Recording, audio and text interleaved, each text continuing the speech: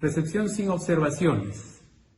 La norma es clara y dice lo siguiente, miren, le ha incorporado un párrafo que atañe al titular, ¿no? Dice, bajo responsabilidad del titular, empieza así la norma, dentro de los 20 días de haber sido designado el comité, conjuntamente con el contratista y el supervisor o inspector, tienen que verificar qué cosa, el funcionamiento u operatividad de la infraestructura culminada, el funcionamiento u operatividad de las instalaciones y equipos, de existir obviamente, y de ser el caso dispondrán las pruebas operativas que sean necesarias, ¿no? Entonces, la norma, ¿qué le está diciendo al titular?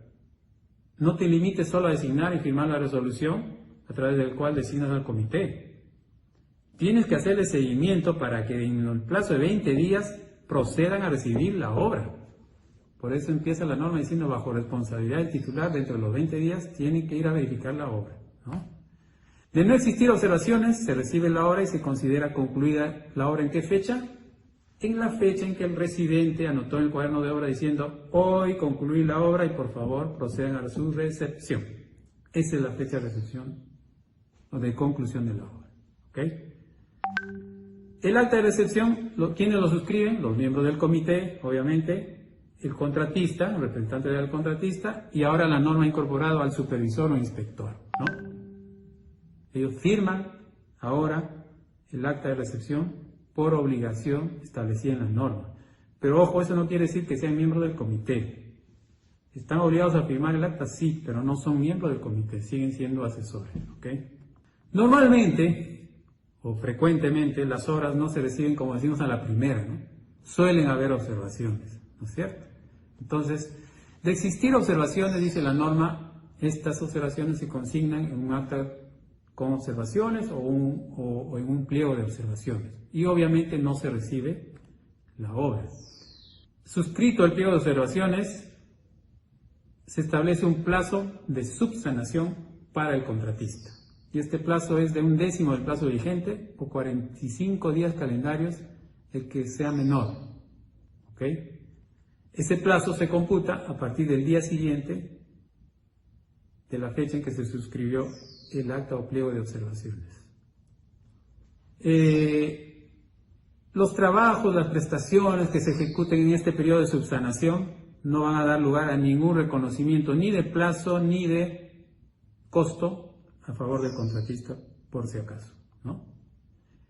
Subsanadas las observaciones, se reinicia el proceso, es decir, el residente nuevamente vía cuaderno de obra va a tener que informar y dar parte al supervisor de que concluyó la totalidad de las subsanaciones y va a pedir que el comité se consigne a verificar dichas subsanaciones. A partir de allí el supervisor ahora tiene solo 3 días calendario para verificar si efectivamente se subsanaron todas las observaciones e informar a la entidad. La entidad representada por el comité ahora tiene que constituirse nuevamente a la obra en un plazo no mayor de 7 días calendarios para verificar las subsanaciones. Algo importante que tenemos que tener en cuenta es lo siguiente, que la norma es clara en señalar que la comprobación en esta segunda visita, por llamarlo de un modo, del comité a la obra, se limita a ¿qué? A la verificación o comprobación de la subsanación de aquellas observaciones que plantearon en su primera visita. No se pueden formular nuevas observaciones. Si un miembro del comité, como yo les decía al inicio, decidió no participar en la primera visita y decidió enviar a los otros colegas o a su suplente, ¿no? Y en la segunda visita, si él participa y él detecta alguna irregularidad o una observación que ningún miembro del comité planteó en la primera visita, por muy correcta que sea esa observación, por mucho que se constituya, ¿verdad?, en una observación este hallazgo de este miembro del comité, no puede formularse nuevas observaciones. Entonces, con todo y este hallazgo, el comité va a tener que proceder a recibir la obra. ¿Ok? Tiene que recibir la obra. Entonces, subsanado correctamente las observaciones, el comité procede a recibir la obra, se firma el acta de recepción correspondiente. ¿Puede haber controversias en la recepción de obras? Sin duda, ¿no? puede haber. Entonces dice la norma, si el contratista o el comité no están conforme con las observaciones o las subsanaciones, según sea el caso, tienen que anotarlas o dejar constancia sus inconformidades en el acta correspondiente. Acto seguido, el comité, en el plazo de 5 días calendarios siguientes, tiene que elaborar un informe y elevar al titular de la entidad sobre esta discrepancia o esta controversia. En igual plazo, el titular se va a pronunciar respecto a la controversia, ¿no? Y el titular podría decir, mira, ¿sabes qué? Yo estoy de acuerdo con mi comité. Creo que sí, pues esa observación tiene lugar y por lo tanto el contratista la tiene que subsanar. El contratista también mantiene su posición y dice, no, yo he hecho conforme a las especificaciones técnicas, para mí esa observación no ha lugar. Estando la controversia, toca recurrir, según la norma, o a la Junta de Resolución de Disputas o a una conciliación y arbitraje para resolver estas diferencias. Para lo cual, en este último caso, se dispone de 30 días hábiles, ¿no?, siguientes al pronunciamiento del titular, que es la que da lugar a la controversia. ¿Qué pasa si, habiéndose planteado un pliego de observaciones al contratista y se le dio, digamos, 45 días para que éste subsane las observaciones, el supervisor está verificando, va al primero, el quinto, el 10º día y el contratista no empieza los trabajos? De los 45 días llega el día 23 y va el supervisor y verifica que no ha iniciado ningún trabajo de subsanación el contratista. Entonces la norma dice, en estos casos, si transcurrió el 50% del plazo de subsanación, el supervisor o inspector verifica que no se iniciaron los trabajos de subsanación, dispone que la entidad dé por vencido dicho plazo. Entonces se acaba el plazo de subsanación para el contratista y hace de conocer esta decisión al contratista. A partir de allí, la entidad toma las riendas de la subsanación. Entonces la entidad va a encargarse de subsanar las observaciones y obviamente estos costos se lo va a trasladar al contratista, ¿no? Todo retraso en las subsanaciones que exceda el plazo otorgado por norma, ¿no?, será considerado como demora y, de ser el caso, será materia de penalización al contratista, que incluso puede llegar a dar lugar a la resolución del contrato, incluso estando en el estadio de recepción de obra, por si acaso. Si durante la recepción de la obra, esto también es importantísimo, miren, esto es nuevo en la norma y que era necesario que se incorpore en realidad, ¿no?, es mi opinión. Si durante la recepción de la obra el comité advierte que ésta no está culminada, es decir, el residente anotó que terminó la obra, el supervisor o hizo mal su trabajo o se prestó a dar facilidades al contratista para hacer saber que sí terminó la obra, pero como fuere, lo cierto es que el comité advierte, estando en campo, en su primera visita, que la obra no está terminada. Dice la norma, comité dispone que el supervisor anote este hecho en el cuaderno de obra a efectos de que el contratista termine la obra. Pero el tema no queda allí. Dice también la norma que se aplicarán penalidades tanto al constructor como al supervisor. Al constructor por retraso en culminación de la obra, que ya sabemos está previsto en la Ley de Contratación y su reglamento, y al inspector por haberse prestado para esta irregularidad. Y la penalidad va del 1 al 5% del monto del contrato de cada uno de ellos, ¿no? Entonces, hoy en día tienen que pensarlo bien, ¿no? Los supervisores, sobre todo, si le quieren dar la manito al contratista, ¿no?, como a veces se solía hacer. ¿Se permite la recepción parcial de las obras? Sí, siempre que esté prevista en las bases, o esté previsto en el contrato, o que las partes se pongan de acuerdo, ¿no? Ojo, está permitido las recepciones parciales. Si por causas ajenas al contratista se retrasa el proceso de recepción, ¿no?, y se excede los plazos normados, estas demoras se adicionan al plazo de ejecución y, de ser el caso, se tendrán que reconocer los gastos generales acreditados al contratista. Entonces la entidad tampoco se puede dar el lujo de demorar todo el tiempo que quiere un proceso de recepción, ¿no? Algunas entidades, lamentablemente, algunas hasta llegan al extremo de abandonar los procesos de recepción, ¿no? Hoy en día lo tienen que pensar muy bien porque le generan derechos de reconocimiento de daños y perjuicios al contratista. Si durante la verificación de la subsanación el comité constata la existencia de vicios o defectos ocultos, ¿no?, sin perjuicio de recibir la obra vía acta de recepción, dice la norma, informa a la entidad para que éste solicite por escrito al contratista que culmine la obra como debe ser, ¿no? Es decir, el mensaje es: si tú en tu segunda visita, por ejemplo, estás verificando subsanaciones, pero apareció un hundimiento en un sector de la obra, que en tu primera visita estaba todo ok, pero ahora en la segunda visita ves que se ha hundido un área del pavimento, de las veredas o de los pisos de la infraestructura que estás recibiendo. La norma dice: mira, tú tienes que recibir la obra sí o sí.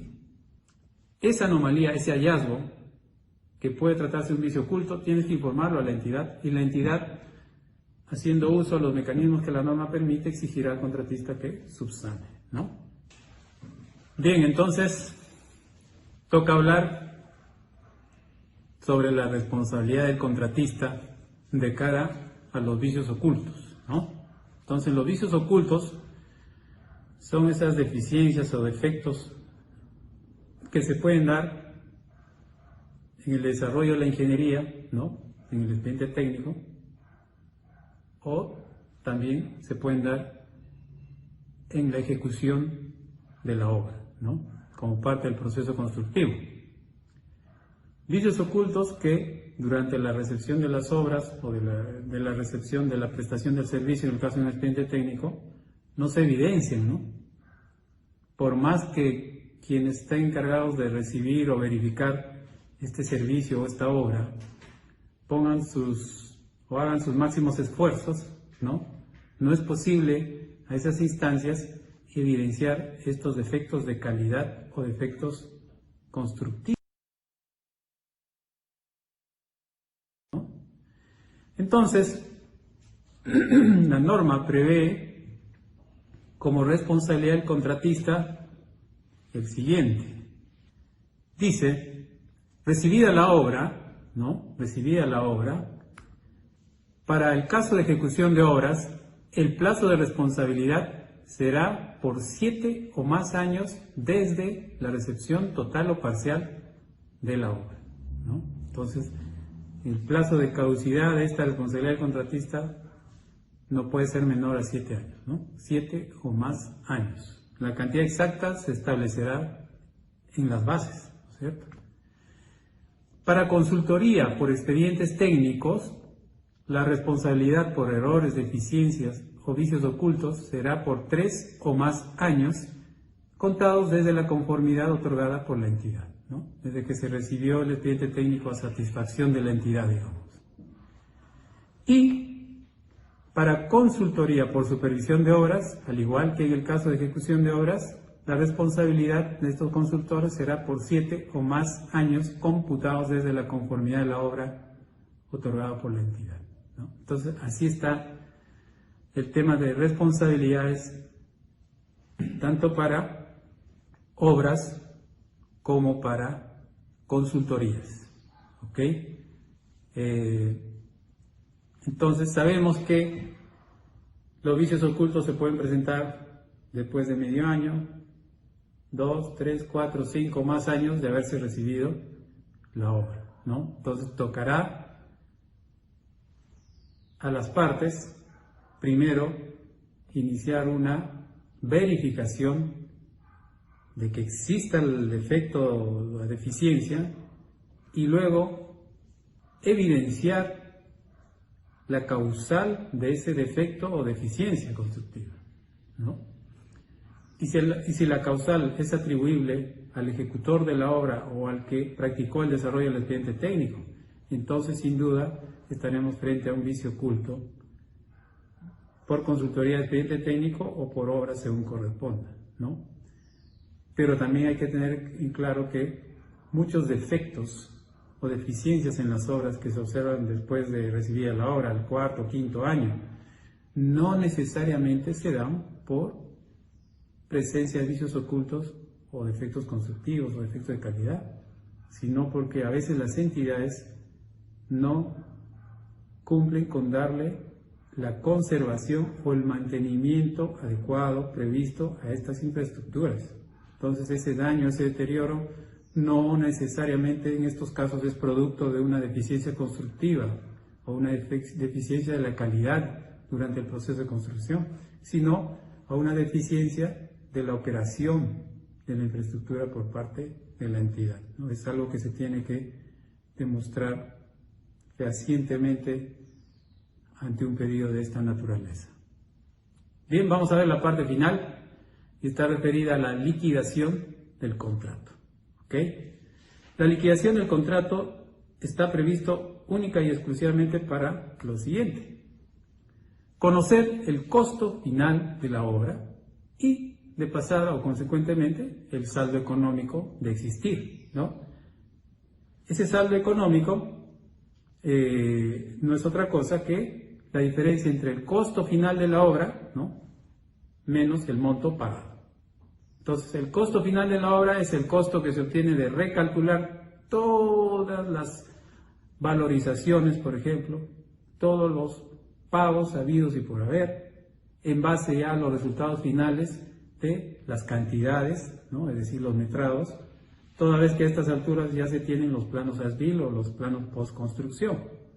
Entonces, conocidos precios y metrados finales y conocidos los índices que corresponden a cada pago de valorización, ¿no?, para efectos de reajuste, conocidas las penalidades y todos los ítems que corresponde considerar en una liquidación, es posible conocer el costo final de la obra. Entonces, a ese costo final de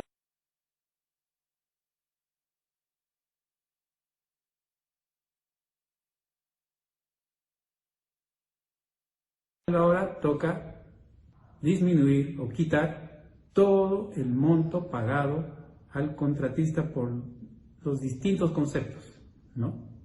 Entonces, esa diferencia va a arrojarnos el famoso saldo económico, saldo que puede ser favorable a la entidad o al contratista, ¿ok?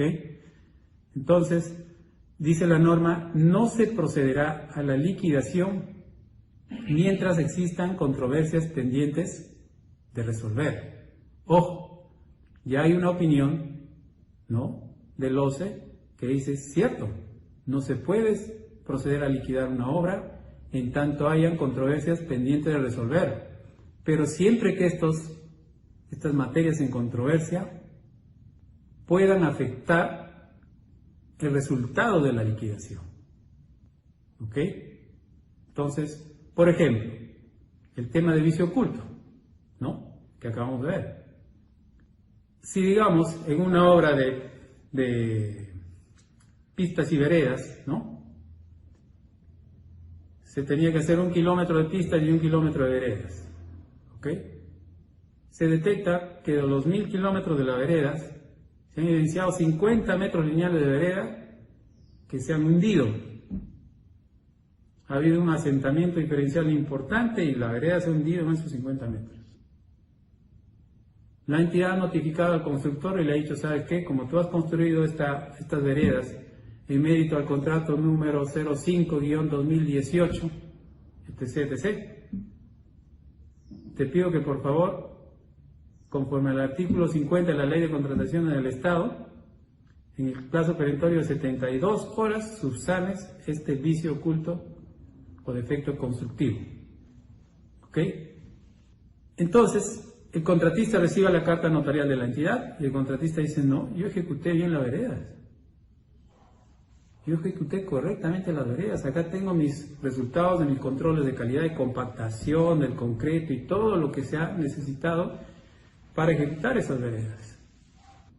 Y el contratista dice, yo he tomado conocimiento de que en esa zona, ¿no es cierto?, la propia entidad ha autorizado a hacer obras de conexiones de agua y desagüe, y tengo la sospecha de que al hacer esos trabajos, estos constructores no han tenido los cuidados necesarios y no han compactado como correspondía las áreas aledañas, o hay una filtración de agua en las instalaciones que han realizado que no están correctas, y eso ha terminado lavando finos, ha generado un espacios vacíos y asentamiento diferencial. Entonces, lo cierto es que las partes tienen posiciones discordantes.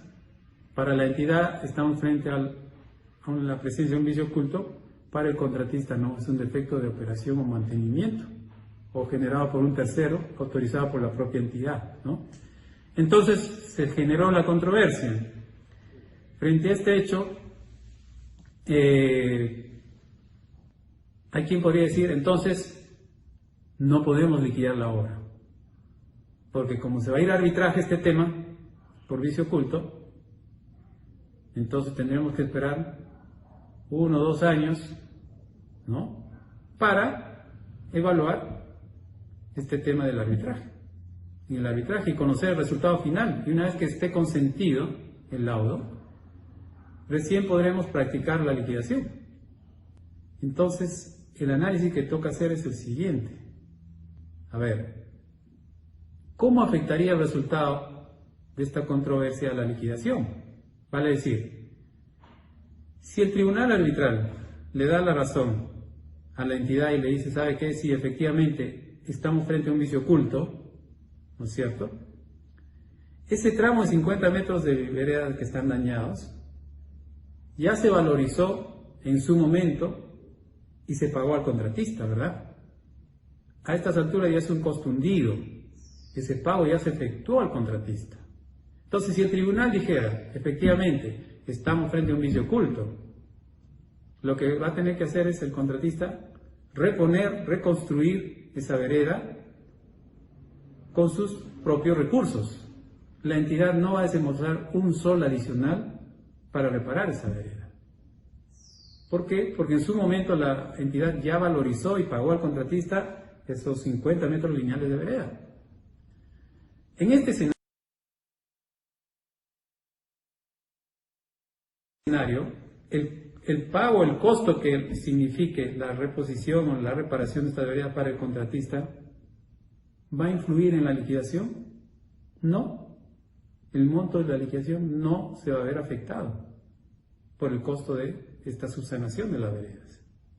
¿Y qué pasa si el veredicto o el laudo del tribunal sea el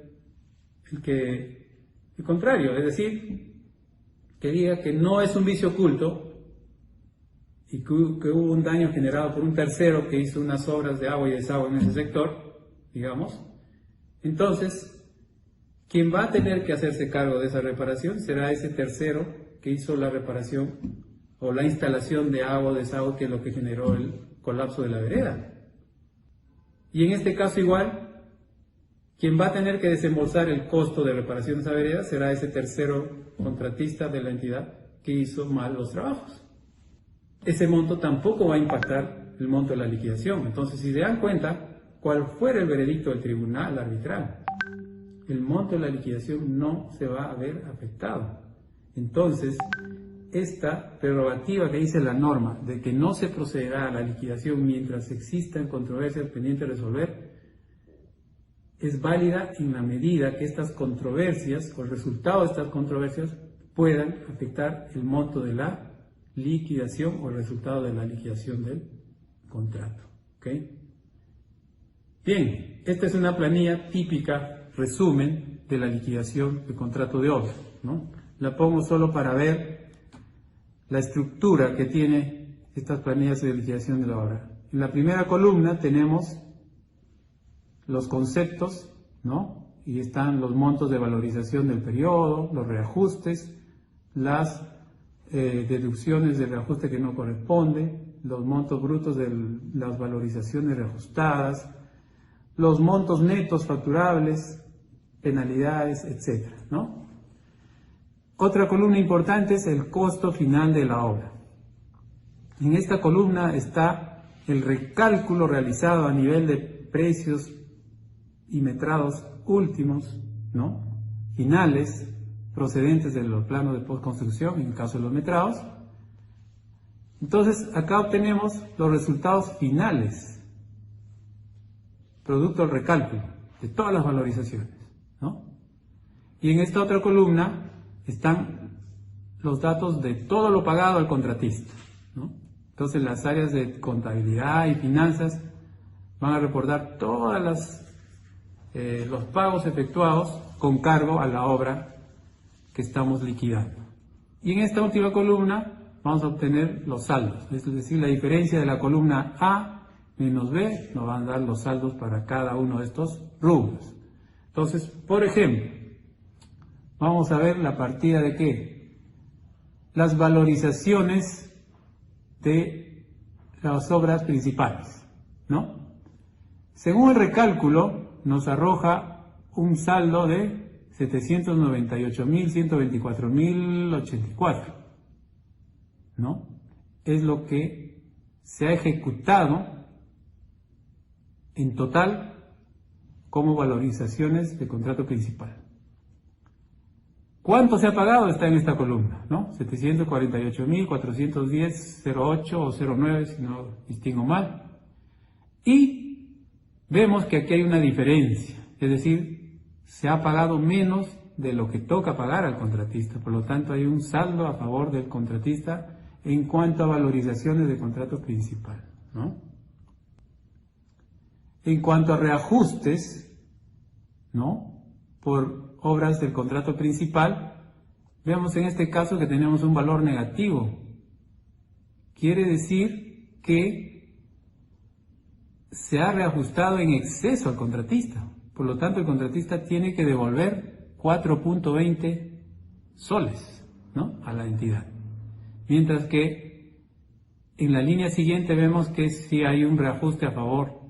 Es en el caso de adicionales, donde se ha reajustado de menos al contratista. Entonces la entidad tiene que reconocerle 33.70 soles al contratista. Y así sucesivamente vemos los saldos por cada uno de los rubros, ¿no? Entonces acá obtendremos finalmente el saldo a favor del contratista, que asciende a 116.369.21 como ejemplo, y el costo final de esta obra es de 3.070.468.16, ¿no? Entonces, es lo que persigue una liquidación.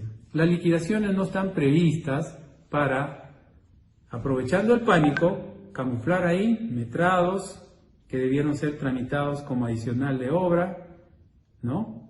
Y no se logró su aprobación, y hacerlo pasar como si fueran metrados de cierre, por ejemplo. No está permitido eso, la liquidación no está prevista para hacer esa clase de reajustes, ¿no? La liquidación es simplemente un recálculo de todo lo ya pagado, eso. Bien, entonces vamos a ver lo importante acá en cuanto al procedimiento. Se recibió la obra en este hito, en esta fecha, ¿no? Dice la norma que el contratista tiene 60 días, un décimo del plazo vigente para presentar su liquidación, ¿no? Esto, o este plazo, en el caso que no hubiera controversias que afecten la liquidación y que están pendientes de ser resueltas, ¿no es cierto? Es decir, si no hay ningún arbitraje en curso, por ejemplo, ¿no? Y todo está en orden, entonces, recibida la obra, en este plazo de 60 días o un décimo del plazo vigente, el contratista presenta su liquidación.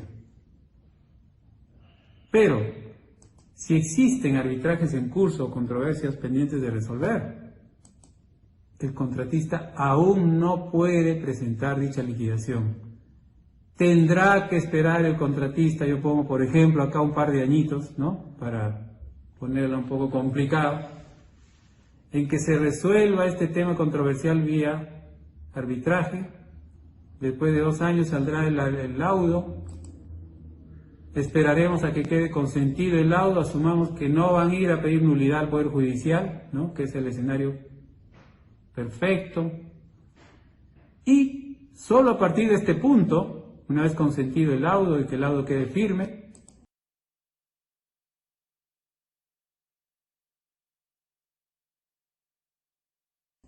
operan tu plazo de 60 días y recién aquí el contratista, ¿no? En este punto, el contratista podrá presentar su liquidación a la entidad.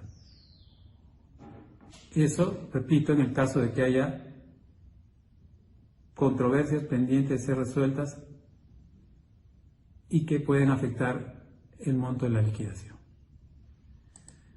Quien sí o sí, con arbitrajes o sin arbitrajes, con temas pendientes o no de resolver, tiene que presentar en 60 días calendario o un décimo del plazo vigente a partir de la recepción de obra sus propios cálculos de la liquidación, es el supervisor o inspector de la obra. Entonces el supervisor podría decir, pero ¿y cómo hago si todavía tengo temas controversiales que podrían afectar el resultado de la liquidación? Entonces la norma dice, no hay problema. Tu supervisor practica la liquidación, tu liquidación, haz tus propios cálculos, le dice la norma, y retira aquellos temas que estén en controversia. Pero todo lo demás me liquidas, ¿no? Entonces el mensaje es, yo quiero tener una versión tuya de liquidación a la que fácilmente después, una vez conocido el laudo, yo pueda añadir los resultados del laudo y actualizar tu liquidación y tener una posición de parte de la entidad, ¿no? Eso se refiere. Entonces el contratista presenta la liquidación sustentada, es decir, con documentos válidos y con cálculos sustentados, a los 60 días calendarios o un décimo del plazo vigente, el que sea mayor, de recibida la obra, o de que la última controversia haya sido resuelta y consentida, ¿no? Por su parte, el supervisor, dentro de los 60 días o también un décimo del plazo vigente, el que sea mayor, de recibida la obra, presenta a la entidad sus propios cálculos, excluyendo, de ser el caso, los temas que estén sometidos a una solución de controversias. ¿Okay? Entonces el supervisor sí o sí tiene que presentar sus cálculos de liquidación dentro de los 60 días o un décimo del plazo vigente, el que sea mayor. Bien, entonces, recibida la liquidación presentada por el contratista, la entidad tiene 60 días ¿para qué? Para revisar y pronunciarse. Y su pronunciamiento puede ser aprobando la liquidación o observándola, o elaborando otra liquidación, porque puede ser que la entidad diga, mire, esta liquidación está tan mal practicada que yo prefiero dejarla de lado y hacer mi propia liquidación. Si la entidad decide hacer su propia liquidación, obviamente esta la tiene que notificar formalmente al contratista para que éste lo evalúe y lo revise. ¿Qué pasa si el contratista llega el día 60 o un décimo del plazo vigente, ¿no? El que corresponda, y no entrega su liquidación a la entidad? Puede haber terminado enojado, molesto, inconforme con la entidad y simplemente no quiere liquidar. A él no lo motiva a liquidar la obra. Entonces la norma dice que en ese escenario la entidad ordenará al supervisor o inspector elaborar dicha liquidación en igual plazo, es decir, en 60 días calendarios o un décimo del plazo vigente, siendo los gastos de esta nueva liquidación que la entidad va a ordenar al supervisor con cargo al contratista, es decir, se le va a tener que repasar ese costo al contratista. ¿Okay? Ahora, ¿qué pasa? El contratista no presentó su liquidación y la entidad tiene necesidad de tener una liquidación y le va a ordenar al supervisor que prepare esa liquidación. Entonces, ¿qué va a pasar? Que en realidad la entidad ya tiene la liquidación del contratista, del supervisor, perdón. Porque acuérdense de este grafiquito, vale la pena regresar. La norma ya exige que el supervisor en los 60 días o un décimo del plazo vigente sí o sí presente sus cálculos, haya o no haya proceso de controversia en curso. Entonces, llegado al día 60, la entidad ya cuenta con una liquidación del supervisor. Entonces, si el contratista justo en ese día 60 no presenta su liquidación, la entidad lo único que va a tener que hacer es utilizar la liquidación que ya posee del supervisor. La entidad, ¿qué va a pasar? Practicó su liquidación. bajo dos escenarios. Uno, que el contratista no entregó la suya, o que la liquidación que le hizo llegar el contratista está tan mal practicada en opinión de la entidad que ella decide dejar de lado esa liquidación y hacer una propia. En cualquiera de estos escenarios, la norma es: tienes que notificar tu liquidación al contratista y darle un plazo de 15 días para que éste lo pueda revisar, ¿no? Entonces, el contratista revisa y puede ser que encuentre observaciones a la liquidación de la entidad, ¿no? Así como la entidad puede encontrar observaciones a la liquidación del contratista, también el contratista puede encontrar observaciones a la liquidación de la entidad. En cualquier caso, se tienen que notificar esas observaciones a su contraparte, y en ambos casos el plazo que tienen para pronunciarse respecto a las observaciones que les han planteado sobre su liquidación es de 15 días calendario. ¿Ok? Entonces, dice la norma algo importante, que si el contratista entregó a tiempo su liquidación a la entidad y la entidad en los 60 días que tiene de plazo para pronunciarse sobre esa liquidación, la entidad no lo hace, queda aprobada la liquidación del contratista, con todos sus errores o deficiencias.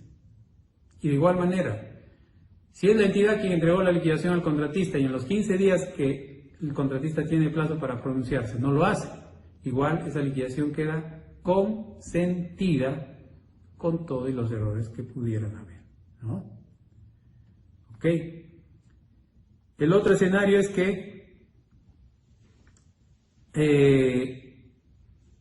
cualquiera de las partes que haya entregado la liquidación a su contraparte y su contraparte le formuló observaciones y le hizo saber esas observaciones, y esta parte en los 15 días que tiene para pronunciarse sobre las observaciones que le han hecho saber no se pronuncia en ese plazo, dice la norma igual que esa liquidación queda consentida y o aprobada y nadie la mueve, y va a quedar consentida y aprobada con las observaciones que hayan sido planteadas. ¿Ok?